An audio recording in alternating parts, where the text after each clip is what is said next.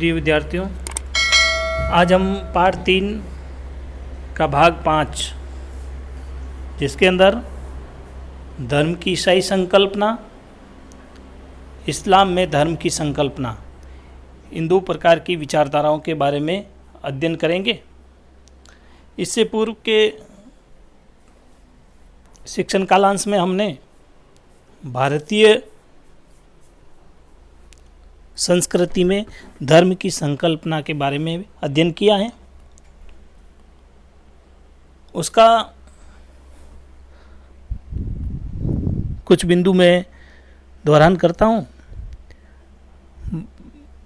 ऋग्वेद के अंदर ब्रह्मा और सत्य को एक माना गया है, अर्थात जो ईश्वर हैं वो एक रूप में हैं और समय समय पर उनको अलग अलग नामों से पुकारा गया है।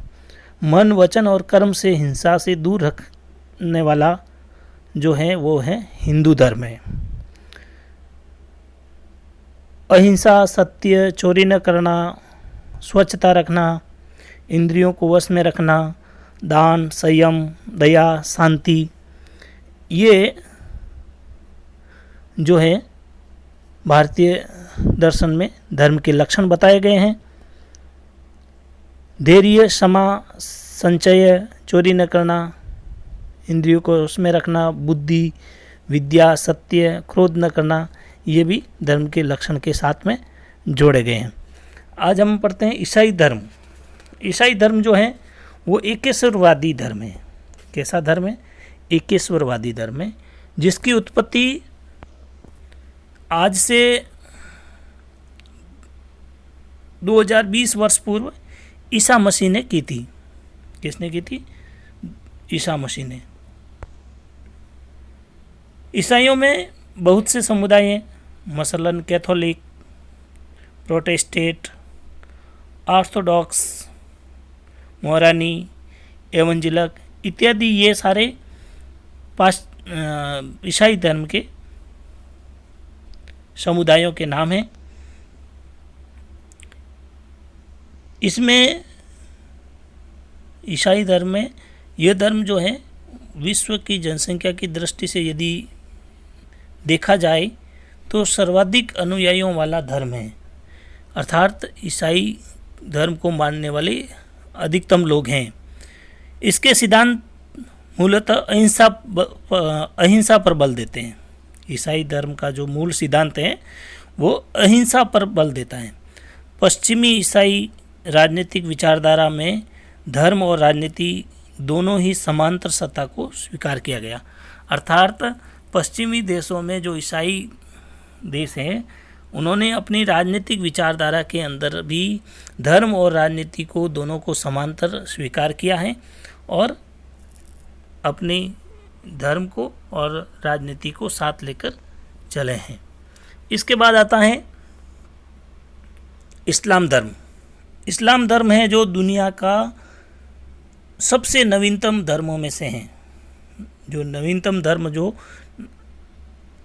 नए नए धर्म कह सकते हैं, जो तुरंत अभी इन कुछ ही वर्षों पूर्व जिनका प्रादुर्भाव हुआ हो, तो इस्लाम धर्म का जो प्रादुर्भाव है वो 622 ईस्वी पूर्व है और मोहम्मद पैगंबर ने इसका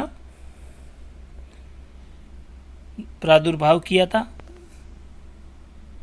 दुनिया की जो लगभग 1.5 अरब आबादी है जो इस्लाम के अनुयायियों की है, अर्थात दुनिया की कुल आबादी का 5वां भाग जो है वो इस्लाम का भाग है। और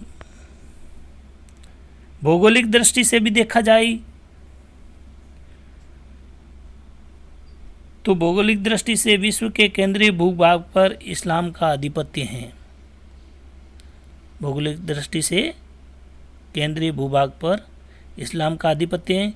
इस्लाम पूर्व से पश्चिम तक एक जाल की तरह फैला हुआ है। मोरक्को से लेकर भिंडानाओं तक इस्लाम प्रसारित है। उत्तर के देशों से लेकर दक्षिण के जो देश हैं उसमें भी कई अधिकतम देश जो है वो इस्लाम में है।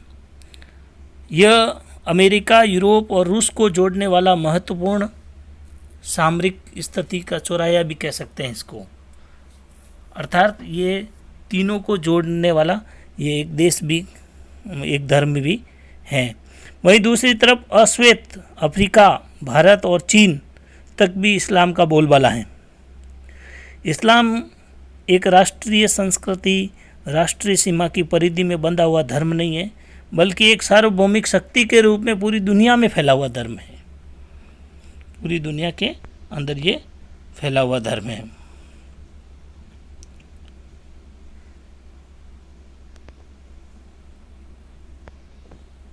धर्म की राजनीति में और राजनीति के धर्म में झलक यदि देखने को मिलती है तो वो इस्लाम धर्म वाले संस्कृति वाले देशों में देखने को मिलती है। अर्थात इस्लाम राष्ट्रों के अंदर धर्म की राजनीति करना और राजनीति को ही धर्म समझना, ऐसी झलक इस्लाम देशों में देखने को मिलती है। 622 ईस्वी में इस्लाम की उत्पत्ति से लेकर अब तक इस्लाम धर्म के अनुयायियों ने लगातार वृद्धि हो रही है। इस्लाम का लगातार विकास हो रहा है, लगातार बढ़ रहे हैं। इस्लाम का जो उद्भव हुआ वो 7वीं शताब्दी में एक छोटे से समुदाय के रूप में मक्का व मदीना में हुआ था। अपने 2 अनुयायियों के साथ मोहम्मद पैगंबर ने इस धर्म की नींव रखी थी। प्रारंभ में 2 अनुयायियों के साथ अपने उद्भव के कुछ ही वर्षों में इस्लाम के बैनर तले सभी अरब जातियों को एकजुट कर दिया और पहली 2 शताब्दियों के भीतर ही इस्लाम का वैश्विक स्तर पर फैल गया। धीरे धीरे इस्लाम ने अपने निरंतर विजय अभियान के माध्यम से संपूर्ण उत्तरी अफ्रीका, अरेबियन प्रायद्वीप, ईरानी भूभाग, मध्य एशिया, सिंधु घाटी के क्षेत्र, सभी क्षेत्रों में ये इस्लाम फैल गया। इस्लाम में यूनान के दर्शन विज्ञान को स्वीकार कर सुविधा के अनुसार सुविधा करते हुए इस्लामीकरण पर बल दिया। अर्थात इस्लाम जो है वो यूनान के दर्शन को और विज्ञान के साथ जोड़ते हुए, स्वीकार करते हुए, उनको सुविधा देते हुए और अपने इस्लामीकरण को फैलाने का कार्य किया। इस्लाम राज्य व शासन शक्ति व सत्ता, नियम और वफादारी में व्यापक विविधता को स्वीकार करता है। अर्थात ये जो धर्म है वो राज्य और शासन में शक्ति, सत्ता के जो नियम है, वफादारी है, उसमें व्यापक रूप से विविधता को स्वीकार करता है। इस कारण से वो ये एकता के सिद्धांत पर आधारित हैं। अर्थात वो इस्लाम को एक सूत्र में बांधने का और एक साथ रखने के पक्षधर हैं, इसलिए वो अन्य सारी विविधताएं जितनी भी हैं उसको वो स्वीकार कर लेता है। यदि हम इस्लाम के धर्म को देखते हैं तो इस्लाम धर्म में आध्यात्मिक और लौकिक और अलौकिक की व्यवहारिक, इस्लाम धर्म है जो आध्यात्मिक को लौकिक के साथ और अलौकिक को व्यवहार के साथ और धार्मिक को धर्मनिरपेक्ष में भेद नहीं करता। अर्थात वह सभी को अपने साथ जोड़ लेता है।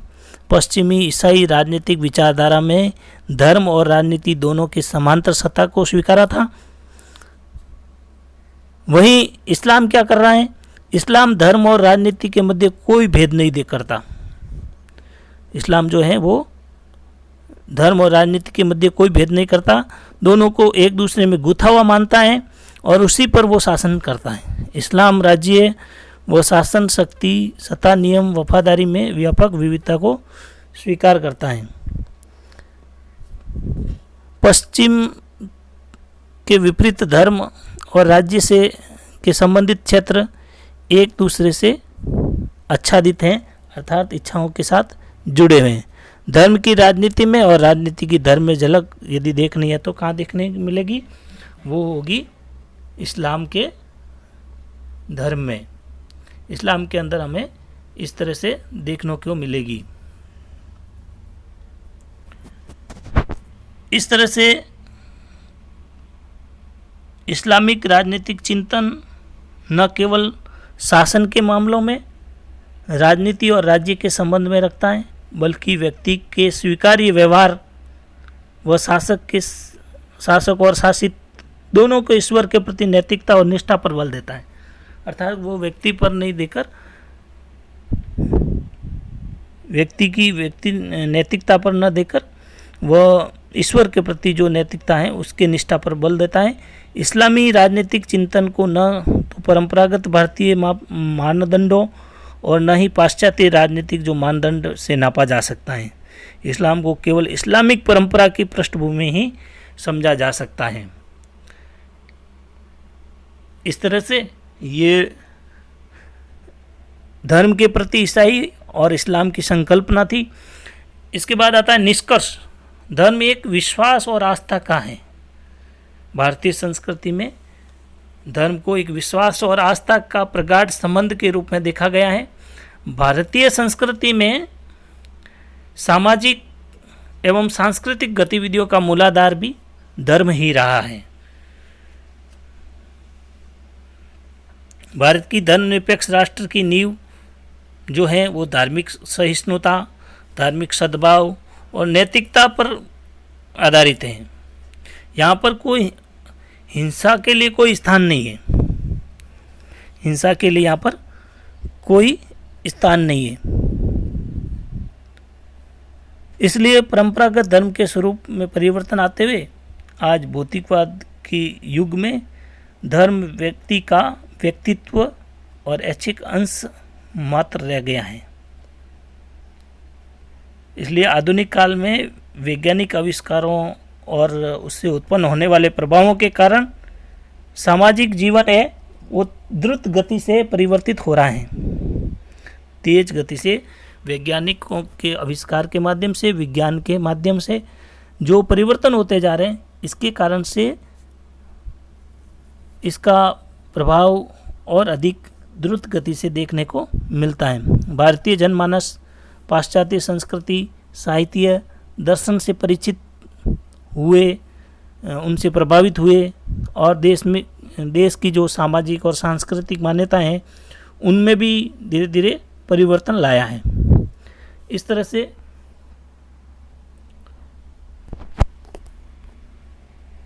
20वीं शताब्दी के अंत में पूरे विश्व में धर्म का राजनीति में प्रयोग होने से धर्मांधता बढ़ गई। 20वीं शताब्दी में क्या हुआ, पूरे विश्व के अंदर है जो राजनीति के अंदर धर्म शब्द धर्म के साथ जोड़ने के कारण धर्मांधता बढ़ गई और कट्टरपंथा पैदा हो गई, जिसके कारण से ऐसी आतंकवाद जैसी दुष्प्रवृत्तियों का भी जन्म हो गया। और भारत में निहित स्वार्थों की पूर्ति के लिए भी कुछ तत्व धर्म का सहारा लेकर और राष्ट्र को कमज़ोर करने में भी लगे हुए हैं। परंतु जो धर्मनिरपेक्ष राष्ट्र की नींव जो है, ये जो है धर्मनिरपेक्ष राष्ट्र की जो नींव है, जो धार्मिक सहिष्णुता है, धार्मिक सद्भाव है, वो नैतिकता पर आधारित है, वही स्वीकार्य है। हिंसा का यहाँ पर कोई स्वीकार्यता नहीं है, कोई स्थान नहीं है।